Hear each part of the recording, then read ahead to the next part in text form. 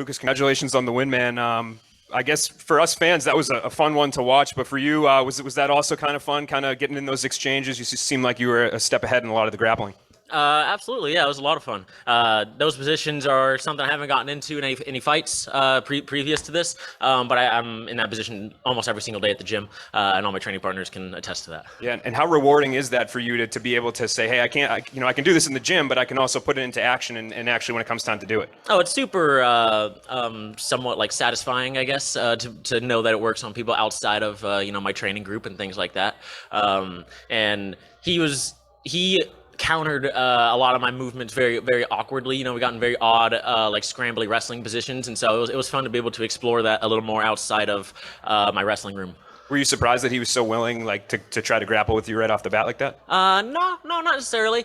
We've been waiting for someone to. I've gone against higher level jiu-jitsu guys who refuse to do any jiu-jitsu at all, or even try anything. So I was happy as soon as any sort of contact happened. He wasn't necessarily just trying to get up. He was trying to grapple me back, which opened up things for me. But it was an interesting, different look. For people that don't have the jiu-jitsu knowledge that you do, can you kind of explain what was going on there at the end when were you just kind of adjusting your grip? Was it just a matter of time? Like, can you walk us through the last 10 seconds or so when he was struggling?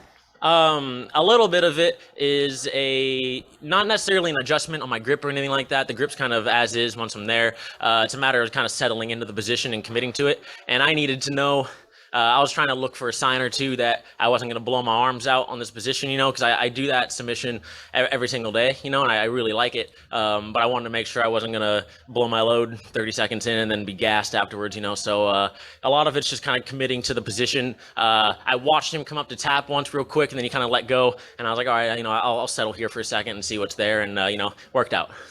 Right here. I believe this is your third different submission in your last 3 submission wins. You've had like an anaconda arm, head and arm, and I think you had a triangle choke or rear naked choke at some point. You're putting it seems like no matter when you get to the canvas, you can pretty much finish this no matter what position. Correct? If I'm around your neck, I'm pretty happy. Yeah. Regardless of position wise where I'm at, I'm pretty comfortable regardless of where you're going to put me jiu-jitsu wise.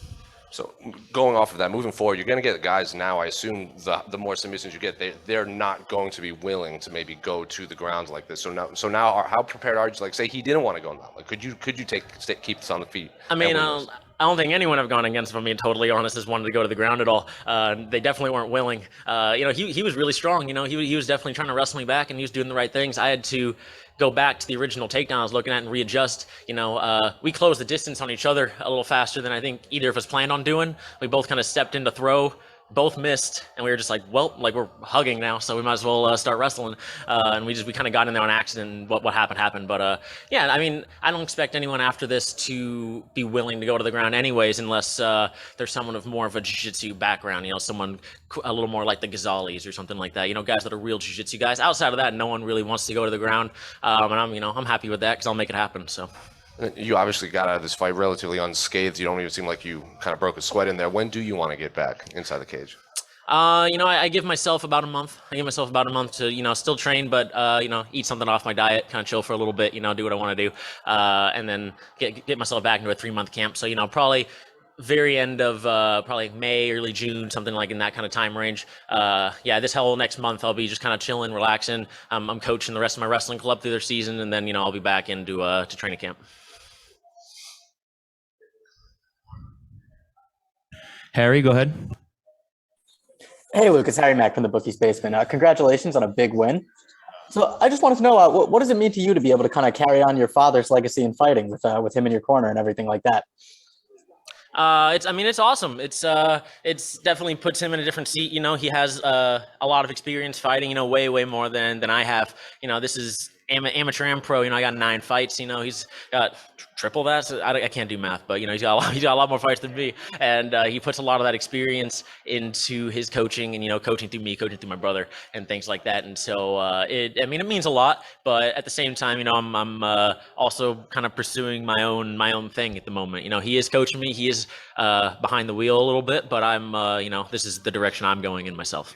All right, Lucas, that's the last one, man. Thanks for the time. Awesome, thank you. Recording stopped.